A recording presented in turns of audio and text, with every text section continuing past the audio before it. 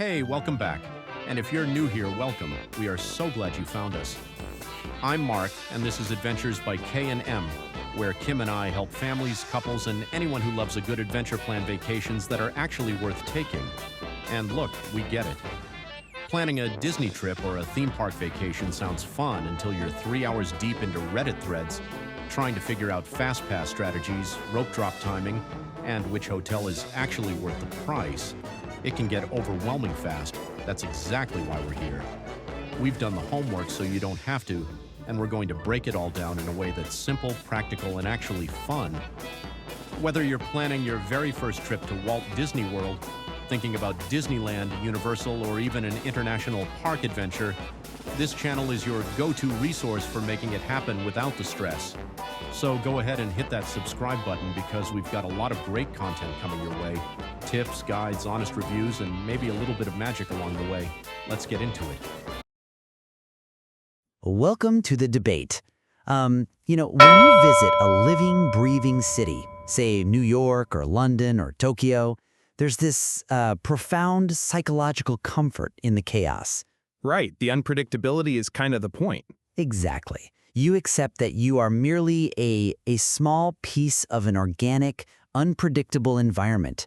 I mean, if a subway train is delayed, you just know another one will eventually show up. Yeah, or if a museum is completely booked, you just walk down the street and, discover a local cafe instead. Right. You surrender total control because the ecosystem exists entirely independent of your itinerary. But when you examine the source material for our discussion today, it details an entirely different paradigm. A completely engineered environment. Precisely. We are talking about the Walt Disney World Resort. This is a place where a single entity meticulously controls the hotels, the transit infrastructure, the restaurants, the entertainment, and literally the flow of human foot traffic. Yeah, and because the environment is so deliberately designed, our psychological expectation as guests fundamentally shifts. Like, we expect our experience within it to be perfectly predictable. Which is a fascinating paradox, right? Because the source material we're examining today explicitly highlights this tension. It lays out a logistical landscape of roughly 40 square miles in Central Florida. Which is huge. Oh, for a sense of scale, that is twice the size of the island of Manhattan. Wow. Yeah, it encompasses 4 distinct theme parks, 2 water parks, a shopping district the size of a small town, and over 20 massive resort hotels. So yeah, the sheer overwhelming scale completely shatters any illusion that you can just, arrive and effortlessly predict how your day will unfold. It is the absolute definition of informational overload, especially for a new guest. And that really brings us to the core tension we're exploring today, drawn straight from the material. The central question. Right. What is the optimal framework for a nervous, first-time visitor navigating this massive complex? Do you rely on rigorous structural advanced scheduling like hyper-planning, or do you invest in premium on-demand adaptability? Well, we're definitely coming at this from 2 very different perspectives today. We are. As someone who approaches this from the mindset of a Disney VIP tour guide, I strongly take the side of structure. Utilizing the 7-day advanced booking windows and the integrated transit ecosystem provides essential cognitive offloading. Meaning you don't have to think as much on the ground. Exactly. It prevents the paralysis of choice by deciding the framework before you even leave your house.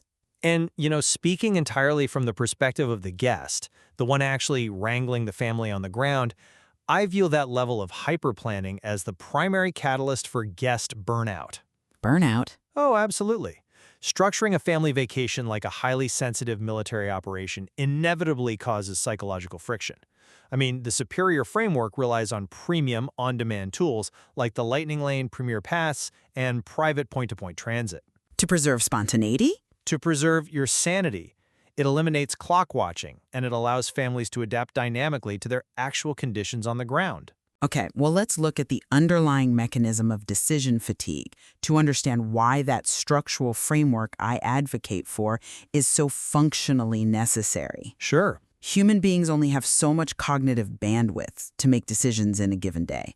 If you step off an airplane and into this 40-square-mile complex without a rigid mathematical framework, the sheer volume of options will paralyze you. I mean, I agree it's overwhelming, but But this is why booking a Disney Resort hotel to unlock the 7-day advance purchase window for the Lightning Lane Multipass is so crucial. It's not just about skipping ride lines, it's about building a psychological safety net. a safety net. Yes, by locking in your priority experiences a full week early, you're offloading the cognitive burden. The heavy lifting is already decided. You just have to execute the plan. Okay, you say just execute, as if executing a highly complex, time-sensitive itinerary across multiple zip codes with exhausted children in the Florida heat is a relaxing endeavor. It's more relaxing than wandering aimlessly. Is it, though? Because the fatal flaw in that framework is that the schedule itself inevitably becomes the primary stressor. You are simply swapping the anxiety of the unknown for the tyranny of the ticking clock. The ticking clock is what gets you on the ride. But adapting to your energy levels in real time, rather than marching to the drumbeat of a spreadsheet you created months ago in your living room, is how you actually protect your well-being as a guest. I understand that marching to a spreadsheet sounds unappealing to a certain type of traveler. But, let's dive deeply into how the Lightning Lane Multipass actually functions as an engineered system. Let's do it. It is essentially an air traffic control system for crowd management. If you are a resort guest, logging into the My Disney Experience app 7 days in advance allows you to secure up to 3 experiences in a theme park, and you're locking in specific arrival windows. Well, off-site guests have to wait until 3 days prior. Right. So you are not just booking a ride, you are securing a temporal slot in a highly contested physical space. A nervous first-timer knows exactly when they are experiencing Tiana's Bayou Adventure or Slinky Dog Dash long before they ever encounter the chaotic physical reality of the crowded park. Okay, but look critically at how that system forces you to make those selections. The multipass utilizes a strictly tiered selection process. Yes, to distribute the load. Right, but think about the guest experience. You can only choose one highly sought-after experience from the top group, say a Peter Pan's flight or a Jungle Cruise, and your other 2 selections must come from a secondary group of lower-demand attractions. Which makes mathematical sense. Mathematically, sure, but it's a highly manufactured puzzle. Disney is utilizing your vacation planning as a load-balancing mechanism to disperse crowd density away from their most popular e-ticket attractions, and they're filtering you into secondary capacity sinks. Well, You are literally doing the company's logistical crowd control work for them, and you're calling it a perk. okay, I won't dispute the underlying architecture. It absolutely is load balancing.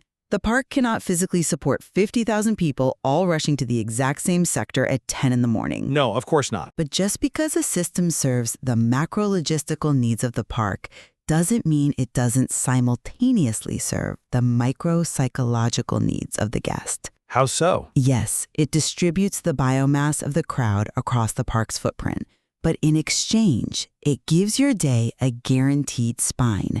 It protects you from the terrifying reality of walking into Magic Kingdom, looking at your phone and realizing every single major attraction has a 90-minute wait. A 90-minute wait is brutal, yeah. Exactly. The structure defends you from the reality of the crowd. It defends you from the standby lines, certainly, but it traps you in a rigid progression. And that is exactly where the Lightning Lane Premier Pass proves conceptually superior for a first-timer. Even acknowledging that it is a massive financial investment. Even acknowledging that.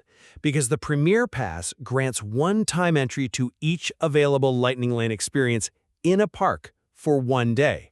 And the critical, game-changing distinction here, there are absolutely no arrival windows. Right. It completely removes the temporal constraint. Exactly. Furthermore, it includes the top-tier single-pass attractions that the multipass deliberately excludes from its bundles. Like Rise of the Resistance. Yes, rides like Star Wars, Rise of the Resistance at Hollywood Studios, or Tron Light Cycle Run at Magic Kingdom. With a standard multipass, you have to purchase those high-demand rides separately and, again, lock in a specific, rigid time frame. True. With the Premier Pass, you wake up, you go to the park, and you walk up to Tron whenever you happen to stroll past it. You ride what you want, exactly when you want. Look, it's an incredible product, yes, but let's look at what is actually happening there economically and philosophically. What's happening is you are buying back your vacation time. I mean, there is a profound, almost absurd irony in the current ecosystem. Guests are now paying thousands of dollars for the Premier Pass simply to simulate the exact same spontaneous, schedule-free experience that used to be the default baseline of a theme park visit 20 years ago. You are paying a massive premium to buy your way out of the very hyper-planning architecture that you are championing. You're basically paying to not have to look at your phone. Okay, that is a sharp critique of the pricing model. But it ignores the physical reality of how the parks operate today. The attendance numbers and crowd density of 20 years ago simply do not reflect the sheer volume of the modern resort. Well, they are much busier now. Right.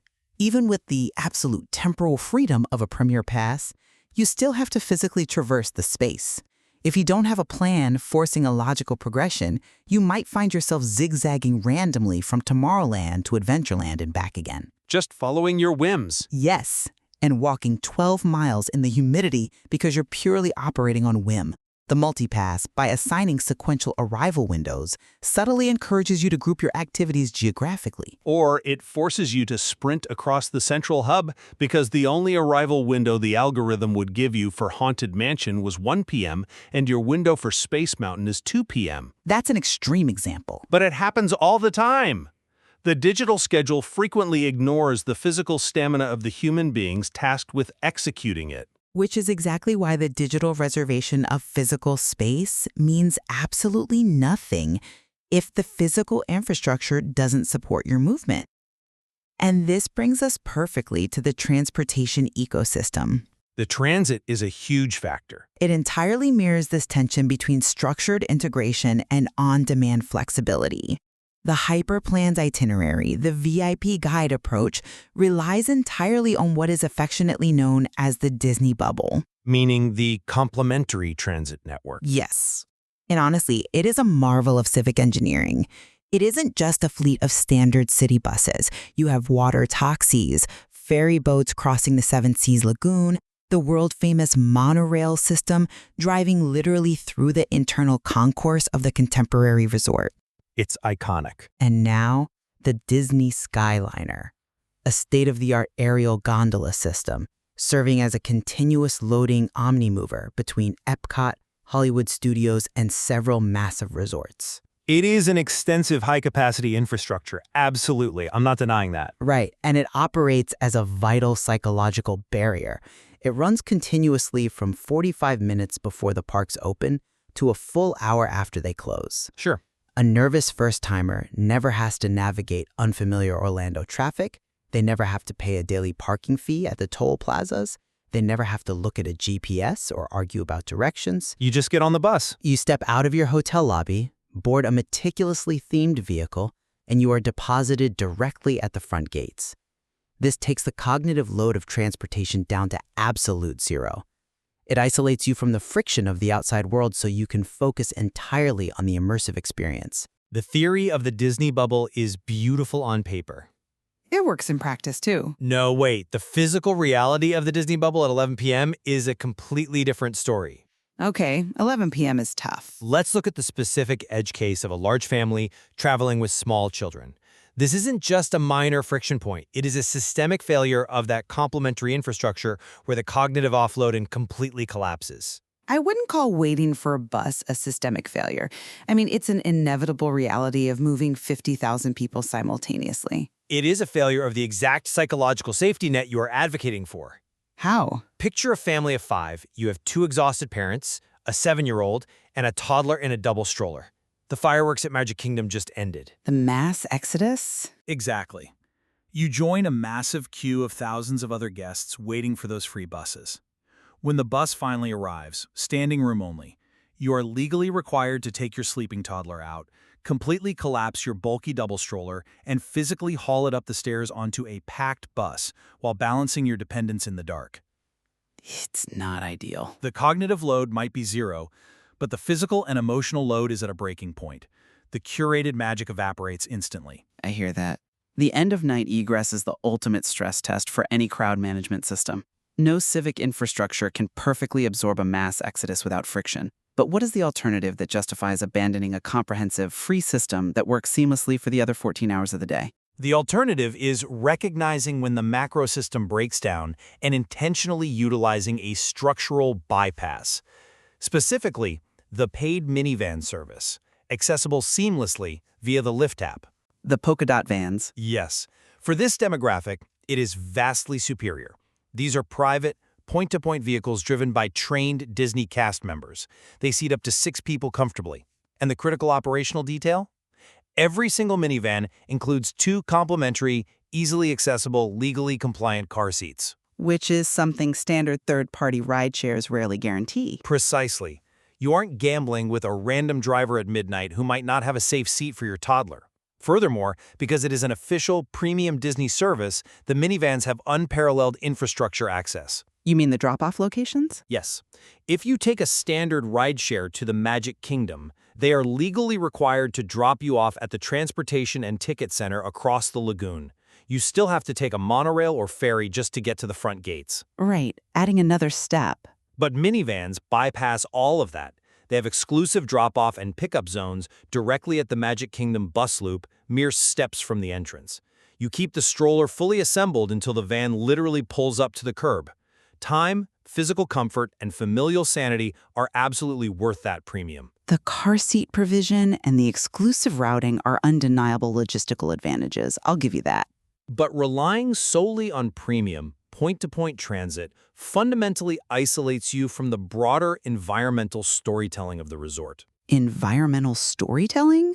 Yes. Riding the Skyliner at sunset, gliding silently over the waterways of the Riviera Resort, or taking the ferry boat as Cinderella Castle slowly comes into view across the water. These aren't just utilitarian transit options designed to move biological units from point A to point B. So you view them as part of the attraction. They are an essential part of the immersive storytelling. The transit is meticulously designed by Imagineers to slowly, deliberately transition you from the real world into the themed environments. A transition phase. Right. It builds psychological anticipation.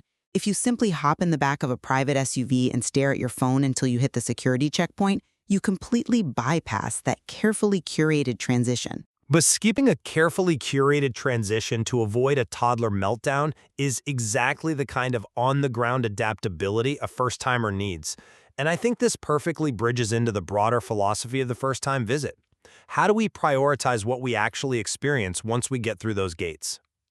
Well, as a guide, the established best practice, which is deeply mathematically driven, dictates a 6 to 8 month planning timeline. 6 to 8 months? Yes, you secure your resort and tickets early. At the 60-day mark, you lock in highly competitive dining reservations. At the 7-day mark, you secure your Lightning Lane multi-passes. It's exhausting just hearing it. But this rigorous timeline exists because the mathematical demand for top-tier experiences far exceeds the hourly capacity of the rides. If your family's ultimate goal is to ride Avatar Flight of Passage in Animal Kingdom, you cannot simply show up on a Tuesday morning and hope the ecosystem miraculously bends to your whims. But without adhering to the timeline, expectations are inevitably crushed by the reality of capacity limits. But the source material itself issues an explicit flashing red warning against this exact hyperfixated mindset. Does it? Yes. The material specifically notes that Walt Disney World is designed to keep you coming back.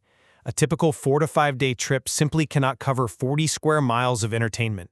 The absolute #1 mistake first-timers make is treating the park map like a frantic checklist. Having a plan isn't a checklist? When you build a vacation around a rigid list of must-do rides, you force your family to rush past the subtle, immersive architecture that makes the parks globally unique in the first place. Okay, you are going to have to give me a concrete example of what this hyper-planned guest is supposedly rushing past. Let's look at the entrance to Disney's Animal Kingdom. When you pass through the turnstiles, you don't immediately see the main icon of the park. You step into an area called the Oasis. A beautiful area. It is a lush, heavily shaded environment with winding pathways, dense tropical landscaping, and exotic animal exhibits. Giant anteaters, babirusa, exotic birds. The Imagineers purposefully designed the architecture of the Oasis to literally lower your heart rate. It is very calming. The temperature physically drops under the thick canopy. The sound of the concrete parking lot fades into rustling leaves and rushing water. The path specifically delays the visual reveal of the 145-foot tree of life to build a psychological sense of mystery and discovery. It is a brilliant piece of spatial design, I agree. It is. But if a family is operating on your hyper-planned itinerary, where their singular objective is to scan into a lightning lane for Avatar Flight of Passage by exactly 9:15 a.m., they are going to sprint through the oasis. Well, they have a window to make. Right. They'll treat the landscaping as an obstacle to be navigated rather than an environment to be experienced. The strict itinerary blinds you to the architectural intent of the space. Look, I am highly sympathetic to the beauty of the oasis trails and the importance of pacing, but let me push back hard on this idealized vision of unstructured wandering. Go ahead. Let's say a family follows your philosophy. They ignore the mathematical reality of the planning timeline. They don't secure their lightning lanes in advance. They take a slow, peaceful, mindful stroll through the oasis. They admire the exotic birds. They stop for a coffee. Sounds lovely. By the time they finally make their way into the Africa section of the park, it's 1 p.m. They walk up to Kilimanjaro Safaris, an incredible, legitimate wildlife reserve experience, and they hit a wall. A line. They see a 120-minute standby line stretching out into the blazing Florida sun. Will they feel that their relaxing, unhurried morning was worth standing completely still for 2 hours in the heat? Doesn't the utter lack of a structured plan inevitably defeat the very purpose of a relaxing vacation? Not if they utilize the Lightning Lane Premier Pass, which is the cornerstone of my adaptable framework. They strolled the oasis, they let the architecture lower their heart rate, and then they walked right onto the safari without a rigid arrival window dictating their morning. But you must acknowledge that requires an immense, often prohibitive financial outlay. It is a premium, yes. If we take the multi-thousand-dollar premium passes out of the equation, the structure of the multi-pass is the only reliable defense against the crushing reality of those standby lines. You view the schedule as a straitjacket. I view the schedule as a shield. A shield? Yes. The structure is what actually buys you the time to relax. If you have your 3 primary rides booked and locked in 7 days in advance, you can take your time strolling through the oasis. You could admire the anteaters because you know your priority experiences are already mathematically secured in the system. You aren't operating from a deficit. I understand the logic of the schedule as a shield. I really do. But human energy levels, especially in a high-stimulus environment, are dynamic. Of course. Maybe on day 3 of the trip, an intense Florida thunderstorm rolls in and shuts down the outdoor rides. Maybe a child simply doesn't feel well.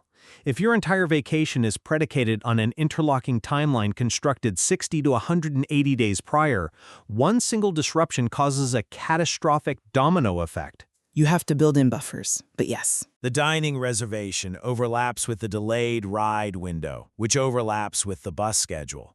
The premium flexibility, while undeniably a massive financial investment, allows the vacation to actually breathe. You adapt to the physical reality of the day, not the theoretical perfection of the spreadsheet. It is a profound philosophical divide regarding how humans interface with engineered systems. I maintain that for a nervous first-time visitor, the intimidating scale of the Walt Disney World Resort requires a firm architectural plan. Which I respect, but disagree with. Strict adherence to the timelines, the 60-day dining window, the 7-day Lightning Lane multipass window, and trusting the comprehensive integrated transportation network creates a reliable cognitive barrier. This structure ensures an anxiety-free visit because the critical high-stakes decisions are safely made long before you ever encounter the friction of the crowds. And I maintain that trying to flawlessly micromanage 40 square miles of variables is a fool's errand that invariably leads to guest burnout. We'll just have to disagree on the micromanagement. By investing in untimed, flexible tools like the Premier Pass and on-demand private transit like the minivan service, families can actually preserve the magic of the experience. They remove the anxiety of the ticking clock, allowing them to adapt to their actual human limits and enjoy the immersive details without treating the park like a grueling checklist. Yet, despite our vastly different methodologies, whether it is rigorous structural defense or premium adaptability, We have arrived at a very clear point of convergence today. We have. Both of us, and the source material itself, agree completely on one fundamental truth regarding this complex.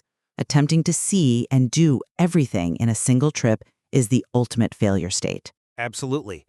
Whether you are meticulously plotting every hour in a spreadsheet or buying premium access to roam completely freely, if your fundamental goal is 100% completion, you will fail, and you will be miserable doing it. You really will. You have to accept the underlying design of the ecosystem. It is built to be a multi-trip destination.